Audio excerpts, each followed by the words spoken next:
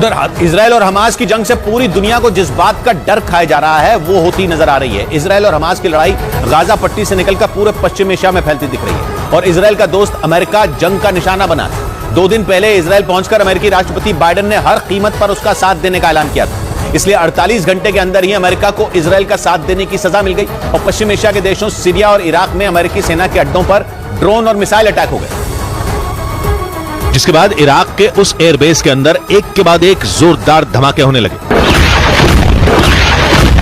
Iraq में America के जिस ऐन अल असद एयरबेस पर ड्रोन चलाए गए वो इराक की राजधानी बगदाद से 233 किलोमीटर दूर है। ये एयरबेस इतना अहम है कि ईरान भी उस पर हमले कर चुका है और वो आतंकी संगठन ISIS के भी निशाने पर रहा है। लेकिन अकेला ऐन अल असद एयरबेस ही टारगेट नहीं बना, बल्कि उस पर हमले से कुछ घंटे पहले बगदाद इंटरनेशनल एयरपोर्ट के पास भी अमेरिकी फौज के एक मिलिट्री बेस पर रॉकेट फटे थे और 2 दिन पहले भी इराक में अमेरिकी सेना पर ड्रोन अटैक हुए थे, जिनकी बाकायदा धमकी तक दी गई थी। गाजा पर हमलों की वजह से इराक के सबसे बड़े धर्मगुरु ने पूरी दुनिया से इजरायल के खिलाफ लामबंद होने की अपील की थी।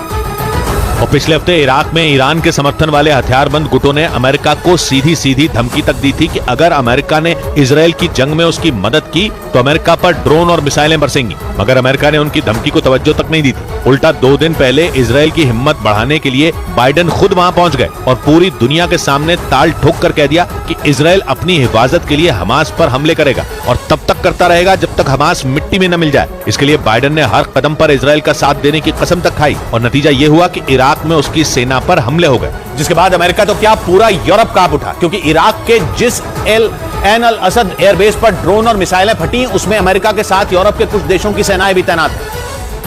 यानी एक हमले से अमेरिका के साथ यूरोप तक को धमकी दे दी गई कि वो इजरायल का साथ छोड़ दे। इसलिए यूरोपियन कमीशन ने भी अमेरिका को चेताया कि इजरायल और हमास की जंग की आंच दूर तक जाने का खतरा वाकई असली है। इसलिए इजरायल और उसके पड़ोसियों के बीच बातचीत जारी रहनी चाहिए। मतलब यूरोप को भी डर लग रहा है कि कहीं इजरायल का युद्ध उसके आसपास मौजूद मुस्लिम देशों तक न फैल जाए, क्योंकि यूक्रेन की जंग की वजह से पहले ही यूरोप अपने हाथ जलाए बैठा है और उसके कंधों में एक और जंग का बोझ उठाने की हिम्मत नहीं है। मगर अमेरिका अपने कदम पीछे खींचने को तैयार नहीं।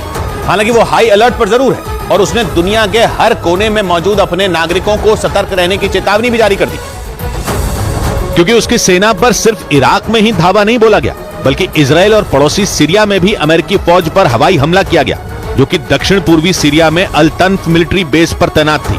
अल तन्फ बेस पर 2 ड्रोन गिराए गए।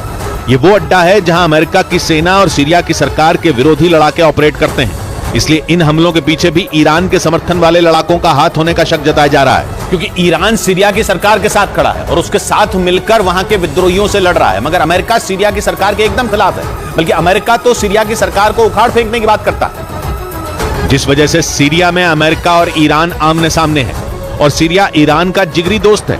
सीरिया की सीमा ईरान से लगती तक नहीं, मगर ईरान ने वहां बशर अल असद की सरकार को बचाने के लिए अपनी पूरी ताकत झोंकी हुई है।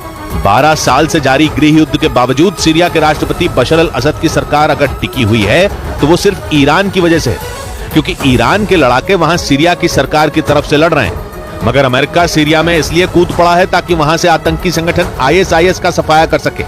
इस काम के लिए अमेरिका के 900 सैनिक सीरिया में तैनात हैं। ईरान के पड़ोसी इराक में भी अमेरिका के 2500 सैनिक ISIS से ही लड़ने के लिए जमे हुए हैं और इराक में भी ईरान का अच्छा खासा दखल है।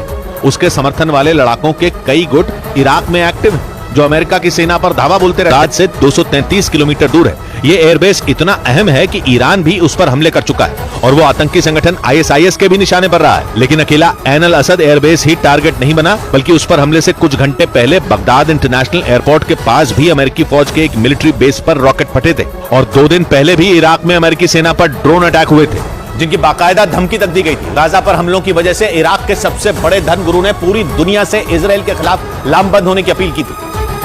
और पिछले हफ्ते इराक में ईरान के समर्थन वाले हथियारबंद गुटों ने अमेरिका को सीधी सीधी धमकी तक दी थी कि अगर अमेरिका ने इजरायल की जंग में उसकी मदद की तो अमेरिका पर ड्रोन और मिसाइलें बरसेंगी। मगर अमेरिका ने उनकी धमकी को तवज्जो तक नहीं दी थी। उल्टा 2 दिन पहले इजरायल की हिम्मत बढ़ाने के लिए बाइडेन खुद वहां पहुंच गए और पूरी दुनिया के सामने ताल ठोक कर कह दिया कि इजरायल अपनी हिफाजत के लिए हमास पर हमले करेगा और तब तक करता रहेगा जब तक हमास मिट्टी में न मिल जाए। इसके लिए बाइडेन ने हर कदम पर इजरायल का साथ देने की कसम तक खाई और नतीजा ये हुआ कि इराक में उसकी सेना पर हमले हो गए, जिसके बाद अमेरिका तो क्या पूरा यूरोप कांप उठा, क्योंकि इराक के जिस ऐन अल असद एयरबेस पर ड्रोन और मिसाइलें फटी उसमें अमेरिका के साथ यूरोप के कुछ देशों की सेनाएं भी तैनात हैं। यानी एक हमले से अमेरिका के साथ यूरोप तक को धमकी दे दी गई कि वो इजराइल का साथ छोड़ दे। इसलिए यूरोपियन कमीशन ने भी अमेरिका को चेताया कि इजराइल और हमास की जंग की आंच दूर तक जाने का खतरा वाकई असली है। इसलिए इजराइल और उसके पड़ोसियों के बीच बातचीत जारी रहनी चाहिए। मतलब यूरोप को भी डर लग रहा है कि कहीं इजराइल का युद्ध उसके आसपास मौजूद मुस्लिम देशों तक न फैल जाए, क्योंकि यूक्रेन की जंग की वजह से पहले ही यूरोप अपने हाथ जलाए बैठा है और उसके कंधों में एक और जंग का बोझ उठाने की हिम्मत नहीं है। मगर अमेरिका अपने कदम पीछे खींचने को तैयार नहीं। हालांकि वो हाई अलर्ट पर जरूर है और उसने दुनिया के हर कोने में मौजूद अपने नागरिकों को सतर्क रहने की चेतावनी भी जारी कर दी, क्योंकि उसकी सेना पर सिर्फ इराक में ही धावा नहीं बोला गया, बल्कि इजराइल और पड़ोसी सीरिया में भी अमेरिकी फौज पर हवाई हमला किया गया, जो कि दक्षिण पूर्वी सीरिया में अल तन्फ मिलिट्री बेस पर तैनात थी। अल तन्फ बेस पर 2 ड्रोन गिराए गए। ये वो अड्डा है जहां अमेरिका की सेना और सीरिया की सरकार के विरोधी लड़ाके ऑपरेट करते हैं। इसलिए इन हमलों के पीछे भी ईरान के समर्थन वाले लड़ाकों का हाथ होने का शक जताया जा रहा है, क्योंकि ईरान सीरिया की सरकार के साथ खड़ा है और उसके साथ मिलकर वहां के विद्रोहियों से लड़ रहा है। मगर अमेरिका सीरिया की सरकार के एकदम खिलाफ है, बल्कि अमेरिका तो सीरिया की सरकार को उखाड़ फेंकने की बात करता है। जिस वजह से सीरिया में अमेरिका और ईरान आमने सामने है और सीरिया ईरान का जिगरी दोस्त है। सीरिया की सीमा ईरान से लगती तक नहीं, मगर ईरान ने वहां बशर अल असद की सरकार को बचाने के लिए अपनी पूरी ताकत झोंकी हुई है। 12 साल से जारी गृह युद्ध के बावजूद सीरिया के राष्ट्रपति बशर अल असद की सरकार अगर टिकी हुई है तो वो सिर्फ ईरान की वजह से है, क्योंकि ईरान के लड़ाके वहां सीरिया की सरकार की तरफ से लड़ रहे हैं। मगर अमेरिका सीरिया में इसलिए कूद पड़ा है ताकि वहां से आतंकी संगठन ISIS का सफाया कर सके। इस काम के लिए अमेरिका के 900 सैनिक सीरिया में तैनात